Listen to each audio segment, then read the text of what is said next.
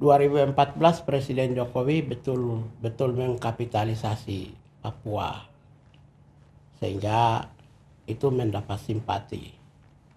Gelombang kedua 2019 kapitalisasi Papua melalui Freeport.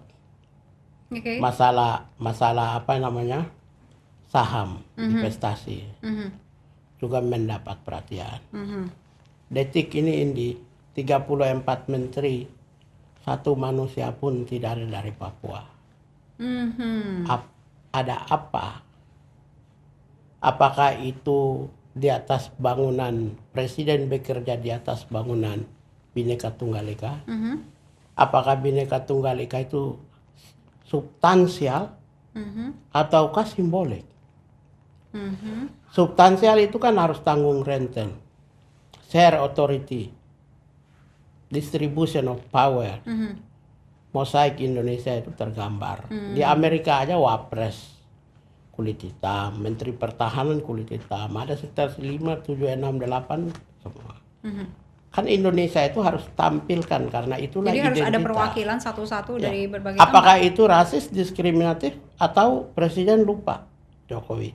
Kalau basisnya profesional. Kalau belajar sejarah emang profesional mereka lebih hebat. Maaf ya, ada menteri yang banyak tidak tahu bahasa Inggris loh. Banyak moralnya rusak, nyatanya masuk penjara semua. Nggak semua, masih ada. Banyak yang masuk, banyak yang rusak. Yang jelas masuk penjara itu sudah pasti moralnya rusak. Ada menteri yang sekolahnya tidak jelas, tidak punya kapasitas. Kalau soal HAM, jam terbang, kalau soal HAM di zaman sekarang? Jadi kalau inti nanya tentang saya apakah, jadi diskriminasi itu tidak hanya kata, rasisme itu tidak hanya kata, verbal. Rasisme itu adalah perbuatan tindakan. Kalau yang di negara-negara lain itu disebut segregatif, segregasi, memisahkan. Nah, jadi ketika ada komunitas minoritas itu tidak ikut diberi kesempatan, maka di Afrika Selatan disebut apartheid. Jadi kalau wujud pimpinan nasional tidak mencerminkan Bhinneka Tunggal Ika, apa disebut? Itu kan nama lain daripada segregatif, diskriminatif, dan rasialistik. Ini kalau saya kasih contoh, dari 34 menteri, satu pun dari Papua tidak ada. Emang orang Papua bodoh? Maaf aja ya. Maaf aja. Suruh maju presiden aja bisa. Kalau dilihat kompetensi berdasarkan undang-undang, yang diberitakan berdasarkan undang-undang dari sisi pendidikan, keterampilan, attitude moral mental, hanya ukuran ini aja atas perintah undang-undang, maka orang Papua memenuhi juga. Abang kalau ditawarin jadi Menteri Hukum dan HAM mau? Saya gini, boleh nggak jujur? Indi, saya sudah 7 tahun kritik Jokowi. Apa pantas saya menerima? Justru karena kritik kan untuk membangun gitu kan Bang. Gini, saya memberi kritikan dan saya tidak pernah rasis, tidak pernah kritik individu. Kalau saya kritik individu mungkin sudah saya gini. Semua hari ini, semua orang yang baser-baser itu sedang cari semua, sedang browsing semua kata-kata saya. Untuk cari kalau siapa tahu ada celah hukum. Tapi ingat, saya belajar di luar negeri. Saya pernah pimpin 5 tahun sebagai penyelidik Komnas HAM. Sangat tidak mungkin kata-kata saya merendahkan martabat manusia, merendahkan individu, merendahkan suku. Kalau dari kata-kata, kalau mereka punya foto atau video atau sesuatu dari jalur yang lain? Apalagi perbuatan tindakan saya tidak pernah. Nyatanya tanpa soal ini aja saya lagu Batak semua.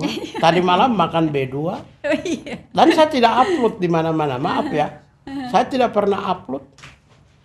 Tadi duduk sama-sama, tadi malam duduk sama-sama dengan teman-teman saya. Ya, teman saya dari Sumatera Utara. Jadi tadi juga WA-WA-an dengan Effendi Simbolon, DPR RI. Bang, apa kabar gitu. Ngobrol-ngobrol biasa. Jadi apa yang kita lakukan tidak semua harus kita munculkan. Iya. Karena apa?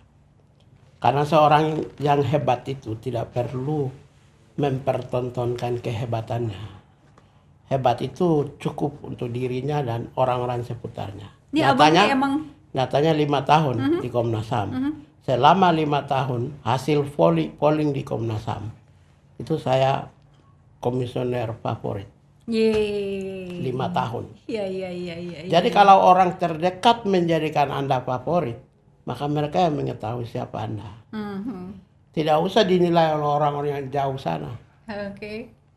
Ini kapan nih? 2020. Right. Bela, ini abang nih. Bela Habib Rizik, tokoh Papua meradang saya diremehkan Presiden Jokowi. Kapan ini bang? Ini abang? Iya, Boleh lihat? sebenarnya kata-kata saya tidak linear seperti begitu. Kembali mengingatkan. Mungkin kalau baca isinya itu mungkin berbeda itu. Aha. Hmm. Oke, terkait. Yang mengatakan bahwa 2 hari lalu dirinya sempat menyambangi kantor. Oh, itu yang 2017 ya ini. Ya, ini begini, maksudnya begini. Dirinya sempat mendatangi 2017 kan saya sudah selesaikan yang tadi saya jelaskan itu. Ya. Kemudian Presiden Jokowi tidak konsisten. Aha. Memang ada jeda sampai 2019. Masalah Habib Rizik kita jaga. Tapi 2020 Presiden munculkan lagi. Apalagi setelah Habib Rizik pulang. Itu yang saya bilang itu kita diremehkan. Tidak konsisten. Di sini yang Jadi gini, pernyataan abang. kalau mau ingin membangun Indonesia secara damai, relasi antara negara harus terjaga, negara dan rakyat. Karena itulah inti hadirnya negara. Negara hadir untuk melindungi rakyat dari kekejaman. Yang disebut dulu kan homo homini lupus. Ada monster Leviathan. Maka dihadirkannya negara untuk memproteksi supaya rakyat hidup baik dan aman tentram. Kan prinsipnya gitu. Karena itu pemimpin yang diberi tugas dikasih kewenangan.